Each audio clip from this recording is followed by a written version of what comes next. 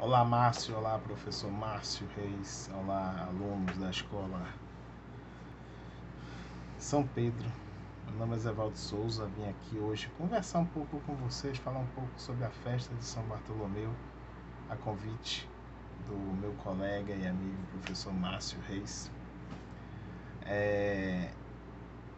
Gostaria de salientar a importância de entender um pouco a história da nossa cidade. Eu queria vir com algo melhor para vocês aqui. Infelizmente, o tempo, a correria não permitiu que eu trouxesse para vocês, que eu tenho certeza que vocês iriam gostar, um pouco sobre a história do Guaí.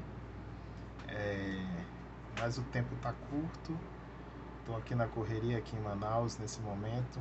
Mas vou falar um pouquinho aqui sobre a história de São Bartolomeu, a história da festa de São Bartolomeu e como São Bartolomeu, como santo protetor da cidade de Maragogipe, surgiu no imaginário e nas festividades da nossa cidade. Bem, quero começar com isso daí. É importante a gente pensar aqui que história ela também está ligada à questão de lendas. E eu sei que vocês são crianças e gostam de ouvir histórias. Então vamos lá. Uma história que eu gosto muito de contar. Uma vez, um homem, um escravo, ele estava caminhando pela região onde hoje você encontra a igreja de São Bartolomeu. Nessa região, ela tinha muito mato. Era uma região com uma floresta bastante densa na época.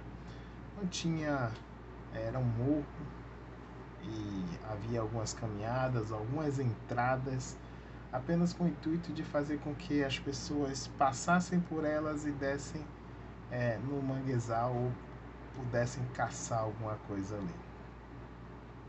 E aí, esse homem, ele estava passando por essa região e nela viu um homem alto, todo ensanguentado, com uma adaga na mão. Ficou assustado. Quem é que não ficaria? Ele estava em cima de uma pedra, um homem em cima de uma pedra, alto, todo ensanguentado, cabelo comprido, com a adaga na mão. Ele saiu correndo, desesperado.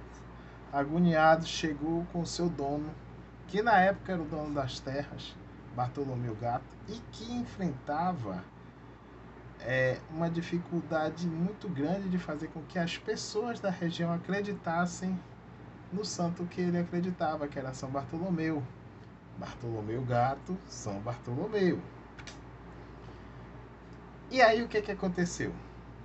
Na época as pessoas acreditavam em São Gonçalo. E aí quando esse homem chegou lá, dizendo que viu essa imagem, ele convidou esse escravo para poder ir no seu altar e perguntou se a imagem que ele havia visto era a imagem daquele santo. Reza a lenda que sim. E o escravo disse que sim. E aí o que aconteceu? Bartolomeu Gato tratou logo de convencer as pessoas da região sobre a visão que o seu escravo teve e também convenceu o rei de Portugal, que enviou uma quantia muito grande de dinheiro para construir a matriz de São Bartolomeu do jeito que vocês conhecem hoje. Beleza. Entendido esse momento, nós já sabemos aqui por que a igreja de São Bartolomeu foi construída e naquele lugar onde você vê hoje é justamente próximo de uma pedra que é chamada de Pedra de São Bartolomeu. Se você olhar ali naquela área da frente, você vai ver que tem uma pedra ali. Aquela pedra é a considerada pedra que o escravo africano viu o Senhor, o São Bartolomeu naquela região. Bem,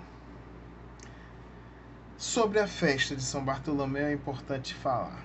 Por quê? Apesar da igreja ter iniciado sua construção em 1640, aí você tem várias variações. Tem gente que começa o período de festividade não, de funcionamento da igreja por volta de 1651, outros vão colocar 1658. Independente disso daí, na década seguinte, a igreja entra em funcionamento, segundo constam os registros. O padre Sampaio, ele é o primeiro padre a fazer parte ali da igreja. E aí, o que é que vai acontecer? O funcionamento da igreja vai criar umas rotinas, e essas rotinas vão surgir, vão fazer com que a festa que nós conhecemos hoje, com os marcos que nós conhecemos hoje, venham a ser construídos ao longo do tempo. O primeiro marco que a gente tem da festa de São Bartolomeu é qual? É o pregão. O pregão acontece no mês de julho. E vale ressaltar, por que acontece no mês de julho e não no mês de agosto? Já que a festa é no mês de agosto. Bem, o pregão, hoje, se eu anuncio alguma coisa na rede social, todo mundo sabe em menos de uma hora, né? Minutos já está todo mundo sabendo, ciente do que está acontecendo. E se eu estiver fazendo um convite, as pessoas chegam, pronto. Mas naquele período não tinha rede social, não tinha internet, não.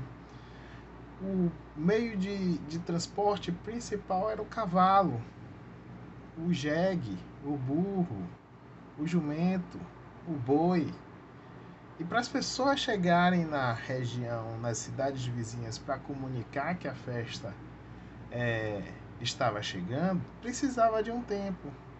Então o que acontece? O pregão ele surge justamente para poder comunicar às pessoas da região, da cidade de Maragogipe, das vilas pertencentes à cidade de Maragogipe e das cidades e vilas do seu entorno, chegando até Salvador e Feira de Santana, São Felipe e outros mais.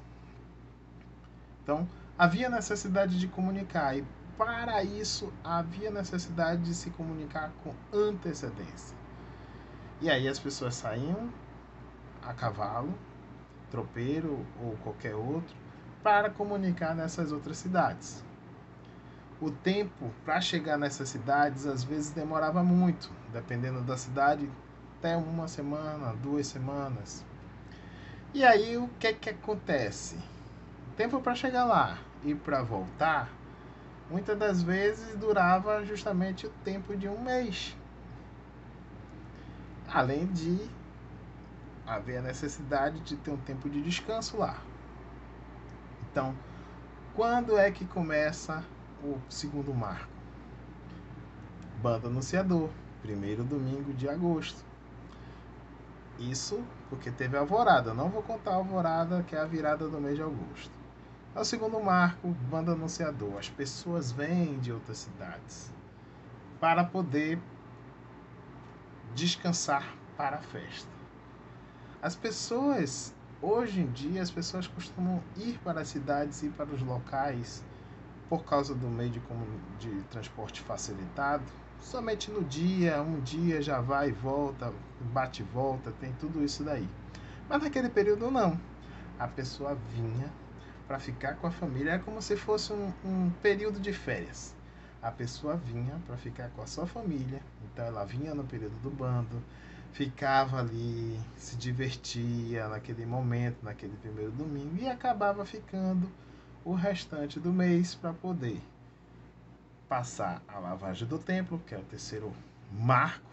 É o momento em que crianças, jovens, adultos, idosos tiram o seu tempo no segundo domingo de agosto para poder lavar o templo de São Bartolomeu, retirando de lá todos aqueles grandes bancos, cadeiras, bancos pesados de madeira, tira para lavar tudo. E essa lavagem acaba não sendo uma lavagem apenas do templo, do espaço sagrado, mas também uma lavagem espiritual. Muitas pessoas acreditam muito nisso. E aí começa a vir vários outros marcos, como por exemplo a lavagem de rua. Bem, a lavagem de rua ela tem algumas questões que a gente precisa pontuar, mas eu não vou me prolongar muito não, já tem quase 10 minutos aqui. Ela tem um ponto que é principal, ela faz parte da cultura popular, do samba de roda, principalmente os negros africanos que eram proibidos de entrar na igreja de São Bartolomeu.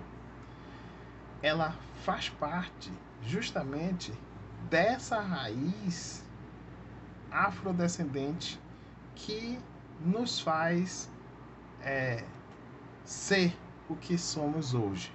E nós não podemos esquecer desse marco, desse momento. Além disso, mas infelizmente a lavagem hoje está sendo usada de uma forma diferente daquela inicial, que era mais cultural. Hoje ela está mais midiática.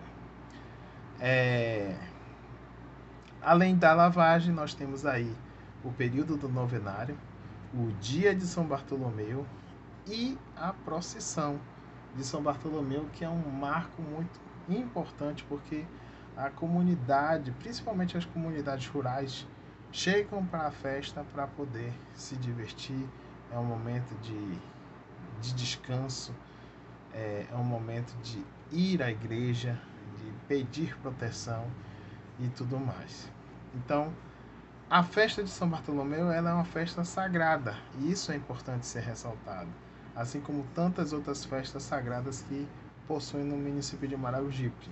A festa de São Bartolomeu pode ser considerada como uma festa maior, porque o São Bartolomeu é o patrono da cidade de Maragogipe, é o patrono do município de Maragogipe, e é o que faz com que todas as pessoas ali participem efetivamente da cultura maragogipana. Bem, espero que vocês tenham gostado desse momento.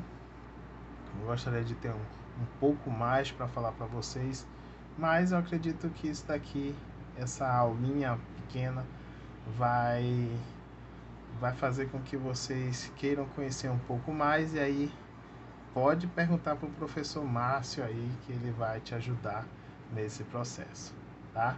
De aprender um pouco mais sobre a história do município de Maragogipe e da sua região aí do Guaí. Tchauzinho, tchau, tchau.